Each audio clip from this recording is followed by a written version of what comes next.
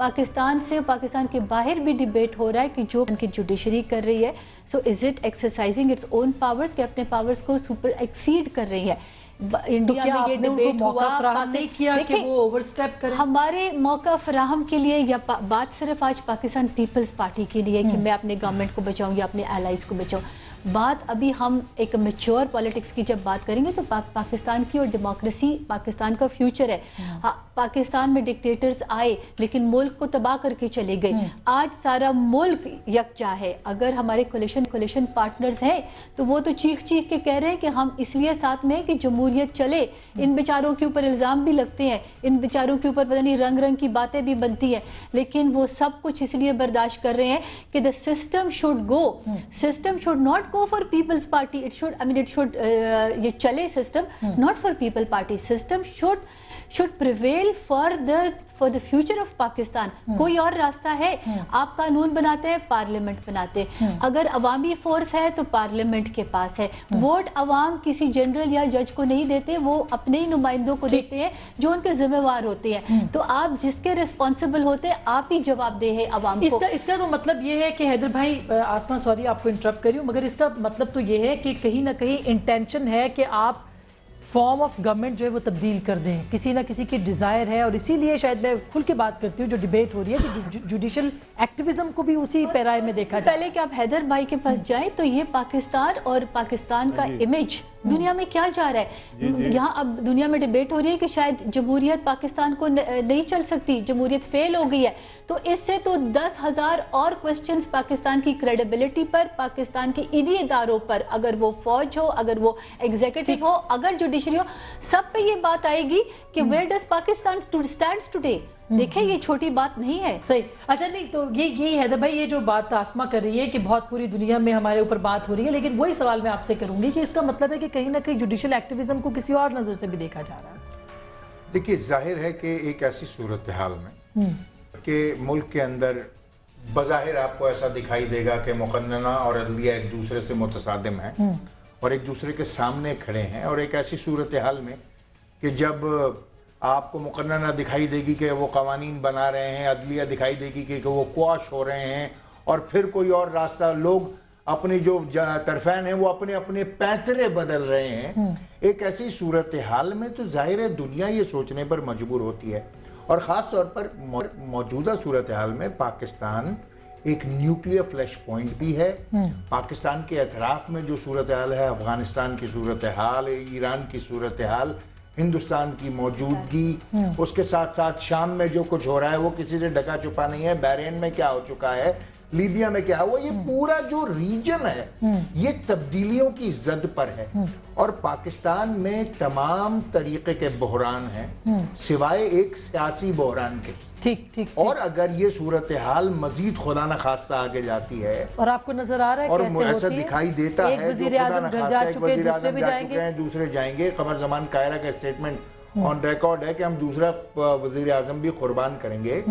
तो बकौल शायर मैं तो सिर्फ यही कहूँगा आसमा के ये मुल्क है डूबा हुआ मट्टी के तेल में, ये मुल्क है डूबा हुआ मट्टी के तेल में, इसे लग न जाए आग कहीं खेल खेल में। बिल्कुल, ये और जैसा ये बात बिल्कुल दुरुस्त है। क्या हम अफोर्ड कर सकते हैं? कल गिलानी साहब ने हमसे बात की, उन्होंने ये कहा कि एक वजीर आज़म भेजा, दूसरा भेजा तो मुल्क टूट सकता है। उसी पर राय में हैदर अब्बास रिजवी साहब भी बात करते हैं। तो क्या हम अफोर्ड कर सकते हैं वजीर आज़म का जाना? और जबकि कल हतमी तारीख है, सूरत हाल आपको क्या दिखाई देती है, कल क्या हो सकता है? देखें, एक बात तो बड़ी क्लियर है कि ये तो बहरहाल अफोर्ड नहीं किया जा सकता। बात राजा परवेज़ अशरफ की नहीं है, बात प्राइम मिनिस्टर की है। ये तो डेमोक्रेटिक सिस्टम में अफोर्ड किया नहीं जा सकता, और ख़ास तौर पर एक ऐसा सिस्टम जो हमारा सिस्टम है और आप जानते हैं क्या।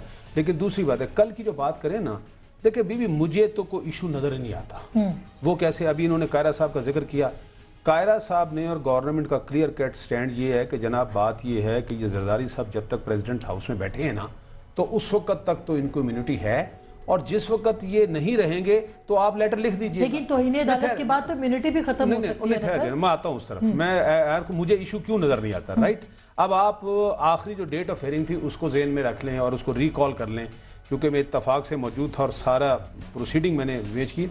उसमें जज साहिबान ने बड़ा क्लियरली ये बात कही कि जी अटॉर्नी जनरल साहब देखें दरमियान का रास्ता, और दरमियान का रास्ता उन्होंने सजेस्ट भी किया कि जनाब आप देखें अगर आपका मसला ये है कि ये इम्यूनिटी है और फलां है और फलां है, तो जनाब आप लेटर लिख दें, हम आपके लिए 2 सफ़े, बल्कि उन्होंने हम आपके 2 सफ़े लिख देंगे उसमें, और ये कह देंगे कि पाकिस्तान में कम्युनिटी है और कस्टमरी लॉ में एंट्री है, तो जो आपकी बात है सारा लिख देंगे।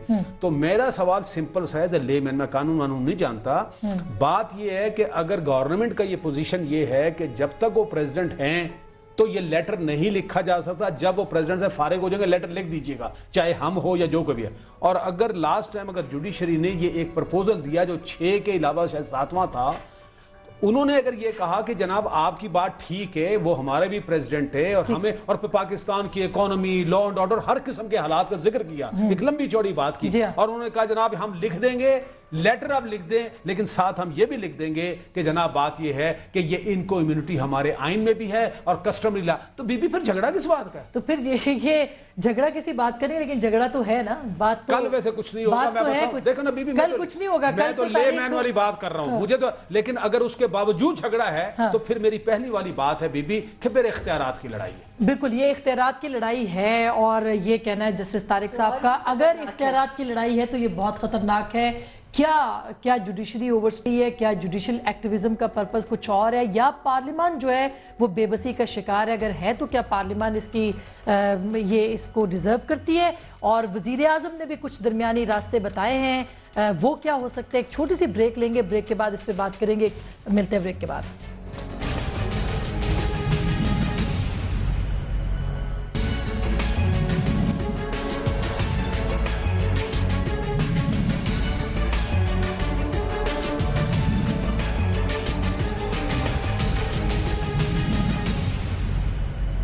वेलकम बैक नाज़रीन, एक बार फिर आपको खुश आमदीद कहते हैं। कल क्या होगा, जस्टिस तारिक साहब का कहना है कि कुछ भी नहीं होगा, उन्हीं से पूछ लेते हैं। मुशाहिदुल्लाह खान साहब भी हमारे साथ मौजूद है। जैसे आप जल्दी से बता दीजिएगा कि कल उनको तारीख मिल जाएगी वज़ीर आज़म को, या छुट्टी हो जाएगी?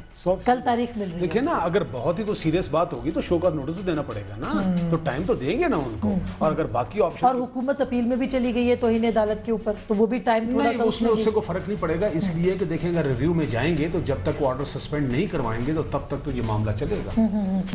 अच्छा मुशाहिदुल्लाह खान साहब, अगर दूसरा वज़ीर आज़म जाता है तो आपको लगता है, गिलानी साहब ये कहते हैं मुल्क टूट सकता है और उनकी कुर्बानी काफ़ी होनी चाहिए, तो क्या आपको लगता है कि उनकी कुर्बानी ही सिर्फ रहेगी, किसी और की नहीं होगी और मुल्क को नुकसान होगा? देखें, ये जो पार्लियामेंट्री फॉर्म ऑफ सिस्टम होता है, इसमें वज़ीर आज़म आते जाते रहते हैं, दुनिया में बेशुमार मिसालें मौजूद हैं। यूसुफ रज़ा गिलानी साहब जो हैं वो कभी भी ना जाते अगर वो आइन की पासदारी करते। और ये जो सिस्टम ख़राब होता है या टूटता है या नहीं टूटता, ये गवर्नेंस की वजह से टूटता है।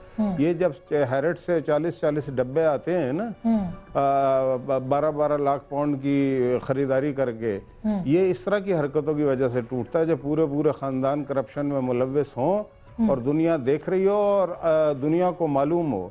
फिर यह है कि जब एग्जेक्टिव जो है आइन की तशरीह खुद करनी शुरू कर दे कि जिस आइन में ये लिखा है कि इसकी तशरीह का हक अदलिया को है, तो फिर ये जो निज़ाम होता है। लेकिन सर इल्ज़ामात तो आपकी जमात के ऊपर भी हैं, इल्ज़ामात तो इमरान खान की जमात के ऊपर भी हैं, इल्ज़ामात तो सबके ऊपर हैं पाकिस्तान के अंदर। खुद चीफ जस्टिस के साहबजादे के ऊपर भी इल्ज़ामात हैं। तो फिर क्या उन इल्ज़ामात को ही लेके बैठ जाना चाहिए या सिस्टम को बचाना चाहिए? बात यह है कि सिर्फ इल्ज़ामात नहीं है, लोगों को करप्शन में सजा भी हुई है। और असल तो सवाल ही यही है ना कि पूरे पिछले 3-3.5 साल से तो हो ही यही रहा है कि हम जो कुछ कर रहे हैं हमें करने तो हमें रोको ना। अगर सुप्रीम कोर्ट रोकती ना तो ये सुप्रीम, देखे ना, डोगर कोर्ट से जो मुशर्रफ की बनाई हुई कोर्ट थी, इस मौजूदा हुकूमत को कोई तकलीफ इसलिए नहीं थी कि उसे वो जो कहते थे वो कहता था साईं ठीक है, और इनकी बल्कि हर बात वो मानता था, इनके कहने पे फैसले करता था, तो वो बड़ी मोहतरम थी इनके नज़दीक। आज भी उसे याद करते हैं। अब यह है कि जहाँ एहतसाब होगा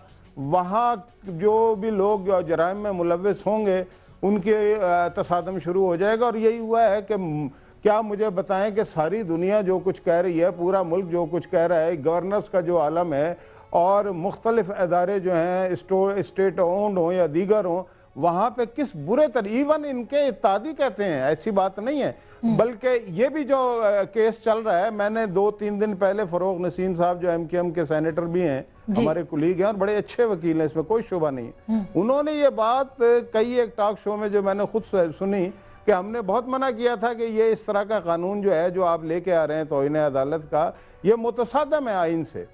तो भाई जब आपके इत्तेहादी जो हैं वो भी आपके साथ नहीं है इस तरह के इशू, मगर मुशाहिदुल्लाह खान साहब, आप भी तो ऐसा एक कानून लेके आए थे 1998 में, ऐसा ही तो कानून आपकी हुकूमत भी लेके आई थी, रातों रात ऐसे ही पास हुआ था। उस वक्त हालात कुछ और थे और अब हालात अचानक चेंज हो गए।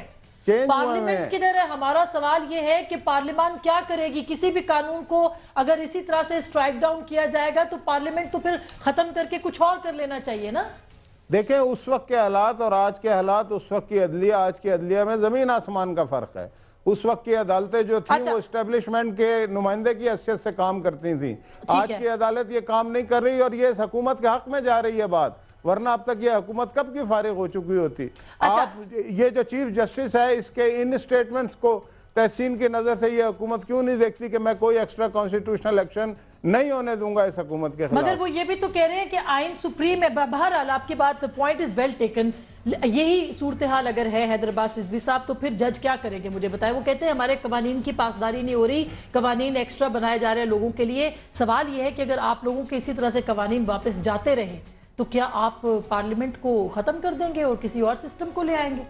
असलन देखिए, मैं किसी कानून की हिमायत नहीं कर रहा, मगर मैं एक बात जरूर कहना चाहूंगा कि ये जो सारी चीजें हो रही हैं, कानून कोई बना रहा है किसी इंटेंशन के साथ और कहीं क्वाश हो रहे हैं वो किसी इंटेंशन के साथ, ये सारी चीजें जो है ये प्रॉब्लमेटिक है। और देखा है हुकूमत डिफेंस पे जा रही है, वो अपने लिए अपनी बचत का खाना ढूंढ रही है, घर बना रही है, उसको कहीं जहन में ये खौफ है कि प्राइम मिनिस्टर जो है उसका फारिग कर दिया जाएगा, अगला प्राइम मिनिस्टर आएगा उसको भी फारिग कर दिया जाएगा, वो उसके लिए लॉ मेकिंग करती है, उस ढाल को तोड़ दिया जाता है। तो ये एक सेहतमंद रुझान नहीं है। ऐसी ना कानून साजी होनी चाहिए, ना ऐसी कानून साजी को खत्म किया जाना चाहिए। माइंडसेट के साथ अगर देखिए, इंडिपेंडेंटली जुडिशरी निगहबान है रियासत की, और पार्लियामान वो माँ है जो कि उस निजाम को खल्क करती है जिसकी बुनियाद पर मुल्क चल रहा है। अगर इनके दरमियान कोई महाजाराई की सूरत हाल पैदा हो रही है तो ये बिल्कुल ऐसे ही है कि एक घर वालों में और उनके बाहर खड़े गार्ड्स में लड़ाई हो रही है। तो ऐसी सूरत हाल में उस घर का क्या बनेगा? चाहे वो घर गार्ड्स का हो जाए या मालिकान का हो जाए, अवाम नुकसान कर रही है, मगर मुल्क सफर कर रहा है। हैदर भाई, कल आप जाहिर है कि अल्ताफ भाई ने जो बात की वो बड़ी एक सोच विचार वाली बात है, लेकिन आप मुझे ये बताइए, क्या आपको लगता है कि इल्जामात सारी जमातों के ऊपर है लेकिन इंसाफ सिर्फ पीपल्स पार्टी के लिए हो रहा है? ये कल गिलानी साहब ने कहा, ये मेरा सवाल नहीं, गिलानी साहब कहते हैं सिलेक्टिव जस्टिस हो रहा है। देखिए, कुछ लोगों का तो पॉइंट ऑफ व्यू इस पे बड़ा खुलकर है, इंक्लूडिंग गिलानी साहब। बहुत सारे ऐसे मैंने कॉलम्स में रोज पढ़ता हूँ जिसमें सेलेक्टिव जस्टिस की बात होती है, कहीं जुडिशियल एडवेंचरिज्म की बात होती है, कहीं पीपल्स पार्टी को मुरीद इल्जाम ठहराया जाता है, कहीं पर यह कहा जाता है कि पीपल्स पार्टी को फ्रंट फुट पे आना चाहिए, उसको जो है वो सुप्रीम कोर्ट के साथ जो है उनको डिबेट में जाना चाहिए। और अभी तक पीपल्स पार्टी का जो रुझान दिखाई दे रहा है वो उन्होंने अभी तक कोई भी हार्श स्टांस जो है वो नहीं लिया। वो कोशिश कर रहे हैं कि वो उसी ताराफ्री में रहकर अपने आप को आगे लेके चलें जो कि आईनी और कानूनी है। आपको याद होगा कि पीपल्स पार्टी ने एक स्टेप लेने की कोशिश की थी, जो सिंध में कहा गया था कि सिंध कार्ड खेला जाएगा और ये होगा और वो होगा, तो उसको बड़ी सख्ती के साथ मीडिया का भी और आवाम का वो आया था। मगर उसके साथ साथ जो चीजें चल रही हैं वो बहरहाल बेहतरी की तरफ नहीं है। और मैं ये मुशाहिद साहब, मैं ये खुद से नहीं कह रही हूँ, कल जो गिलानी साहब ने कहा है वो मैं सुनवाई देती हूँ कि वो ये कहते हैं कि जो खत पेश किया गया है के हवाले से ISI केस के अंदर, अगर वो नाम पब्लिक कर दिए जाएं तो वो मान जाएंगे, और उन्होंने ये कहा कि उनको पब्लिक किया जाना चाहिए। गिलानी साहब क्या कहते हैं? ये सवाल फिर मैं डायरेक्टली आपसे पूछूंगी, सुनिए वो क्या कहते हैं इस बारे में। मैं चीफ जस्टिस से मुतालबा करता हूँ, 16 साल से केस चल रहा है, वो मेहरान गेट का,